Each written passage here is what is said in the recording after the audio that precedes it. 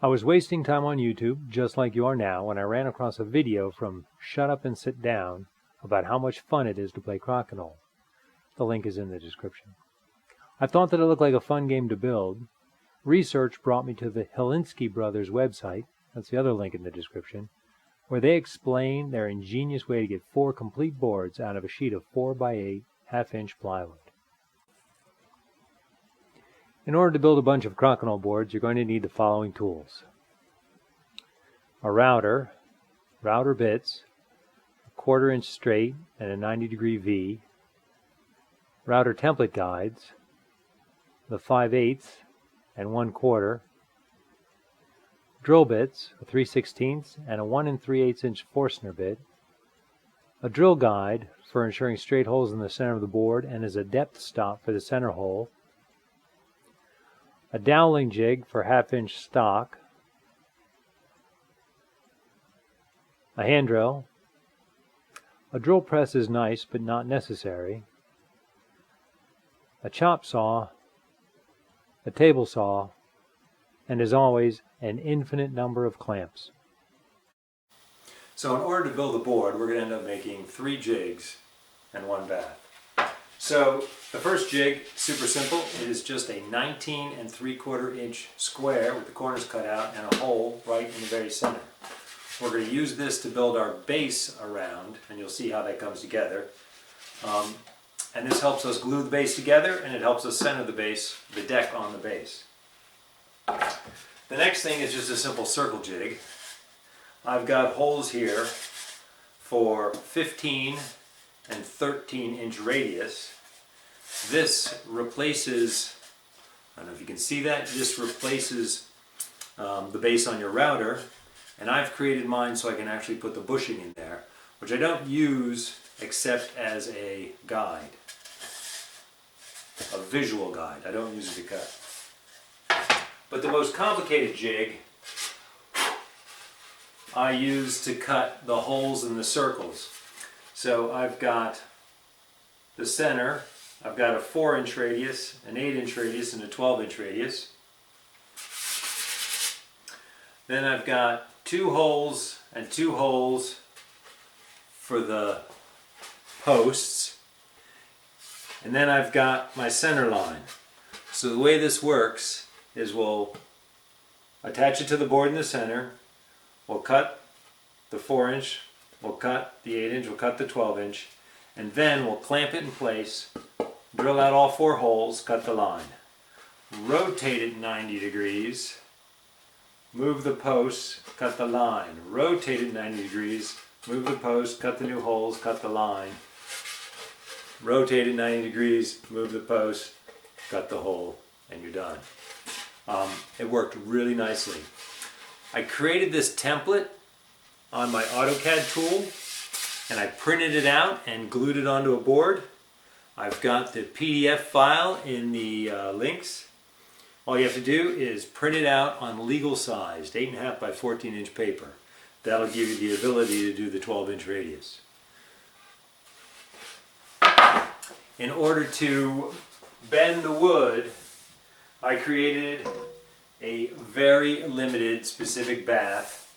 It is 8 feet plus worth of PVC tubing, glued it all together. I can put the board in there, fill it with boiling hot water, let it steep for half an hour, pull it out, bend it around the mold. I built this form to bend the rails around. It's a 30-inch diameter circle made out of 2 pieces of 3/4 inch plywood, and then I cut 16 holes for clamps. It's as thick as the rails are wide so that the rails don't twist as they dry. The Helinski method involves cutting 2 decks from each half of a 4x8 sheet of plywood. Make sure your center holes are exactly 13 1/4 inches from each edge. Too short, it won't be round. Too long, and there won't be enough remaining wood to build the base. Cut this in half in the middle, and if your measurements were precise, the 2 corner pieces should have fallen off, leaving an arrowhead-shaped piece of wood. Each of these strips needs to be 5 1/4 inches wide. In order to get a 30-inch diameter, the strips have to be arranged in a pinwheel design, and this is impossible to clamp. So I use the centering jig to align, mark where the dowels go, glue and clamp. After the glue dried, I use the center jig to support the circle cutting jig to router a 30-inch diameter circle. I use scraps to cut corner supports and glued them in place. 26-inch deck on top of a 30-inch base creates 2-inch gutters.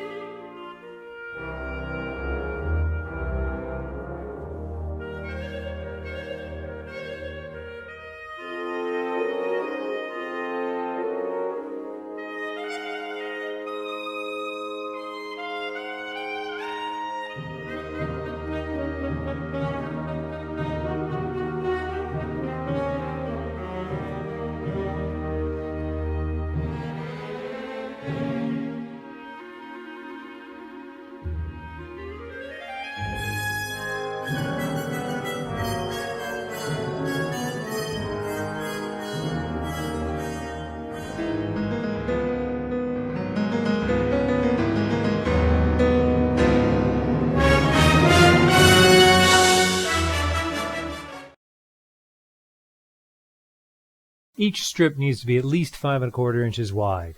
Make sure your board is 21 inches wide plus 3 times the kerf of your blade.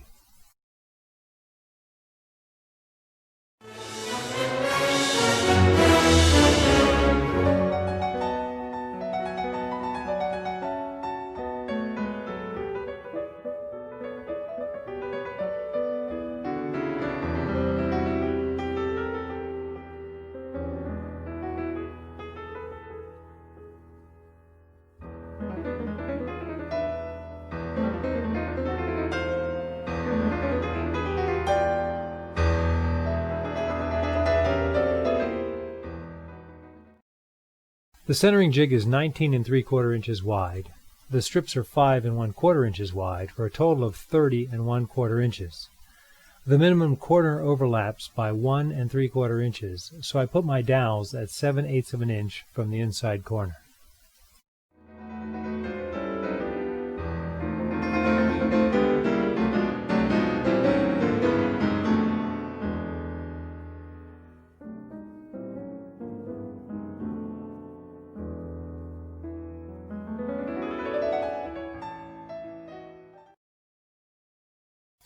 After the base is dry, I use the centering jig to support the circle cutting jig, and I cut out a 30-inch diameter base.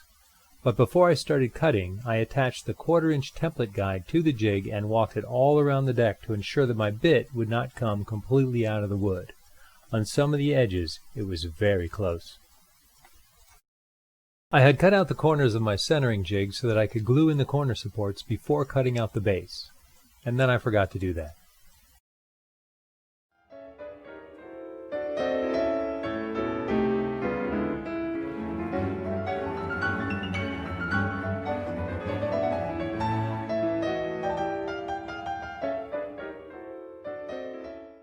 I added corner supports to strengthen the base and to fill the corner holes. I consulted Pythagoras, did some shop math, and decided I wanted a 4-inch hypotenuse, which meant 2 7/8 inch sides. I placed one of the decks on the base to be sure that my corners would completely fill the voids.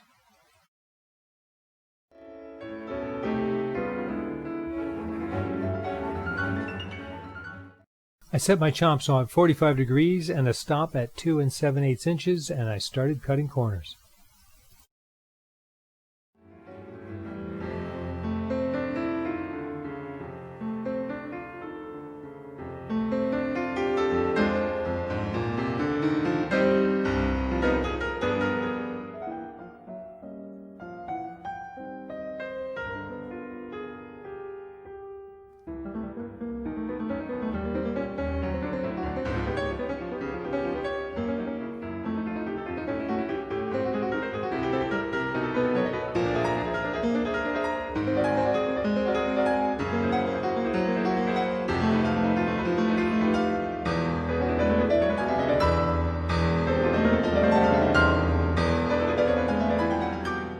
This deck has been stained and has one coat of polyurethane.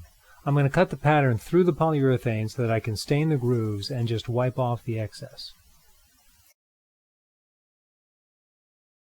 A couple of things about this pattern cutting jig. The center hole and the 8 holes for the pegs are 3/16 of an inch. My center bolt is also 3/16, so there is no play while routing the deck. The router template that I'm using is 5/8 of an inch wide. Therefore, the holes in the jig for cutting the concentric circles and the channel for cutting the boundary lines are also 5/8 of an inch wide. You don't want any wiggle room or slop in these guides. My template guide is also 5/8 of an inch tall, so the scrap board I used is 5/8 of an inch thick. I'm using a 90-degree V router bit to cut the grooves. The deeper your cut, the wider your grooves, and you could end up cutting outside the 8-inch and the 12-inch circles. Test the depth of your router bit on some scrap wood before you proceed.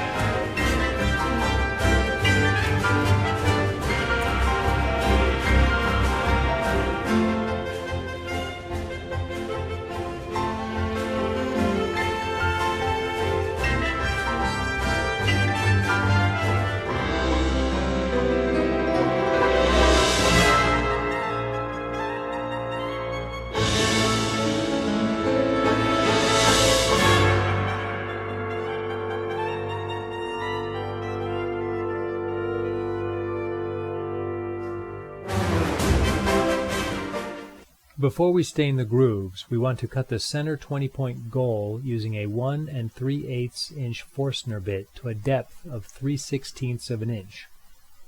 I plug the center hole with a bit of dowel, mark and punch this to ensure that I'm drilling in the very center of the board. I then use the drill guide and set the stop to 3/16 of an inch.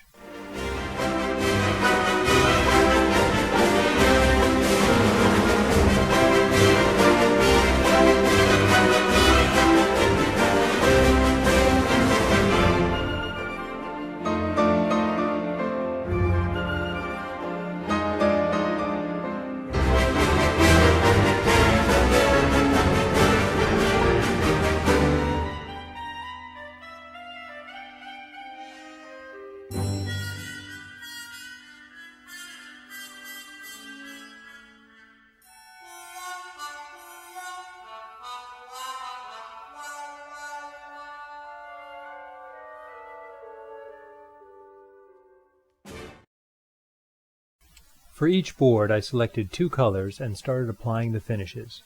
On this board I used cherry on the deck and dark cherry in the grooves and on the base. Another I painted the grooves white and left the birch natural. Because I had applied a layer of polyurethane, I was able to easily wipe up any stain or paint that ended up outside the grooves. This is the 2-tone cherry board, and I think it came out quite nice. After I cut the grooves in the peg holes, I glued 1/2-inch birch veneer to the deck edges. This turned out to be really easy once I figured out to tape the end on to get it started.